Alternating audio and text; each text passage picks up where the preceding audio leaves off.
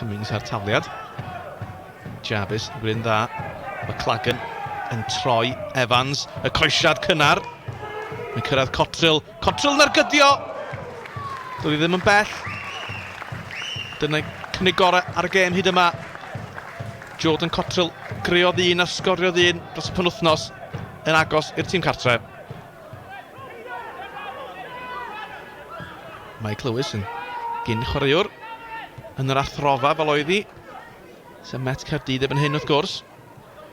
Mae'r cystadlu yn frwd yng nghanol cae. Jarvis yn blaenwr yn un dda gyda'i gefn at gol. Ond yna y Barri'n colli'r meddiant. Owen. Harry Owen. Mae'n ffafrio'r droed chwith, a mae dod nôl arni, mae'n ergydio, ac arbediad da gan Mike Lewis. Mae Owen wedi gwneud argraff dros yr wythnosau diwetha. Mae'n dod nôl ar y droed chwith, ond arbediad da gan y golwr.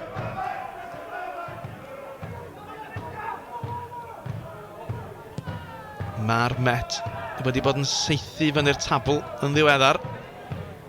Mae'n edrych yn go gyfforddus yma ar Barch Jenner, Roscro. Yn brwydro, Roscro yn dal i fynd i'r hwyd ochr. Falle oedd mynd ar draws y gol yn opsiwn gwell, ond y ddynion yn y canol. Mae Roscro yn argydio i'r hwyd ochr. Gwaith da ganddo.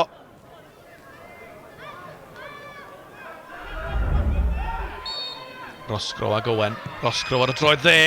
Yn taro'r nod arbediad da gan Mike Lewis.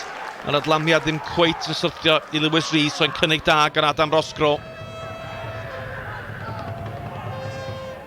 Y tafliad at y postyn cynta, Emlyn Lewis i fyny amdani. O, Barri'n ceisio clirio, y dimau'n gic o'r sbotyn. Cleighton Green oedd yno, fe geisiodd e glirio, ond fe giciodd e war. A mae'n gic o'r sbotyn i'r Met gyda 4 munud yn weddill. Cleighton Green yn ei hildio hi. Elliot Evans yn ebyn Mike Lewis. Elliot Evans yn sgorio, a mae'r Met ar y blaen. Mae'r Barri wedi colli'r dair ddiwetha. Mae'n edrych fel y bydd hi'n beder gyda llai na 5 munud yn weddill. Ail gol Elliot Evans y tymor hwn. Y Met yn ceisio clirio i unrhyw le. Os na un cyflem fod i'r tîm cartre. Mae'r Met di dwy'n ni. Elliot Evans. O, sylwch ar y lles yn y canol gan y Woman. Liam Woman i'w selio hi i'r myfyrwyr. Woman, arbediad Lewis, yr eildro yn atal y cynnig yn y pen draw gan Craven. Wel, mae Met Caerdydd yn dringo'r tabl a maen nhw'n wedi cael buddigoliaeth dda oddi cartre yma ar Barch Jenner.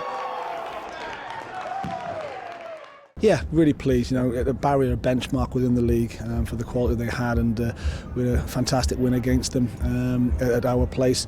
But the season was a lot more difficult, and they really pressed us from the onslaught. Sorry, from the start, and it was a difficult first half. I felt we dealt with what they threw at us very, very well. Harry Owens had a good chance in the first half. Then second half, the game, both teams were at each other, but I just felt we had that edge going forward. The chances that we had, I thought. You know, did we deserve it? Probably, because I think we were away from home and we've gone unpressed. I thought we started the game ever so well. I thought first 25 minutes we were very dominant. Probably needed to score in that period. I thought Cardiff Met come into the game very much towards the end of the first half. And, you know, Mike's pulled off a decent save to keep it at 0-0, but I think that was justified. I thought the game was sort of honest, it was competitive, it was a war of attrition rather than anything of any quality. But it was a type of game for me today that, you know, get a point, get the show back on the road type of thing. But unfortunately, you know, that's a couple of points now that we've thrown away in the last 2 weeks in set pieces in the last minute. We were obviously very resolute, very tight at the back and didn't give much away. I think we could have nicked a couple on the break as well, a bit more quality. But yeah, it was obviously those key moments I think we were a little bit better in. Obviously we took our one chance with the penalty and yeah, delighted with the 3 points again.